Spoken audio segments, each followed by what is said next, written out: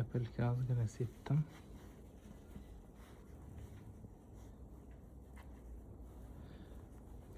O'zicha bilan qattiq qolib, qo'yxona to'lib qolyapti. Endi hozir mana ovqat berishni boshlaymiz. Makka 1,5 kilo maydalaganim tugab qoldi, dangasani. Shuni maydalab qo'yishim kerak. Makkaning tepasiga mana arpani soldim. 1 kilo. 1 kilo mana kunjara deydimi, cho'loq deydimi? Nomini yozib o'ringlar, bilolmay turibman. Bundan 1 kilo soldim. Va aralashtiramiz, qo'yga beramiz.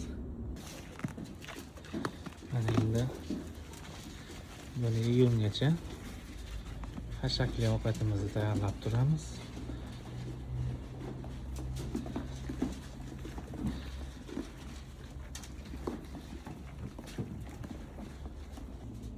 Bir kilo pechenye maydaladim. 5 kilo silos. 1,5 kilo kepak. Kepakni 1,5 kilo soldim. Bir odam shundan ham qo'shin deganiga 5 kiloligini oldim, kichkinam tugab qoldi. Shundan 70 gram solaman. Mana hammasini aralashtirib oldim. Endi somondan 1,5 kilo qo'shaman. Mana 1,5 kilo somon qo'shib, ozgina suv qavordim, changamasligi uchun. Endi buni aralashtirib, mana aralashdi. 2 ga bo'lib oldim.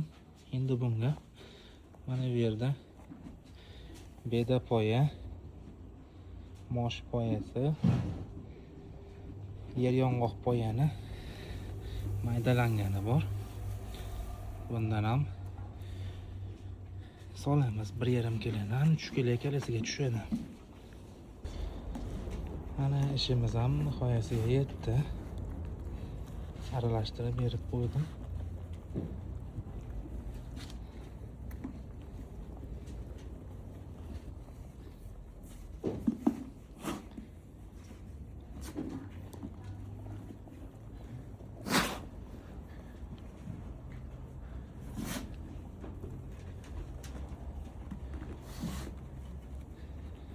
Nima deysizlar?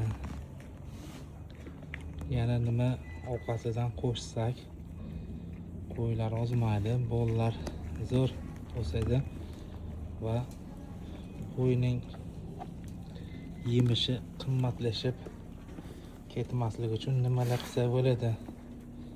Shularni yozib olsanglar yaxshi edi.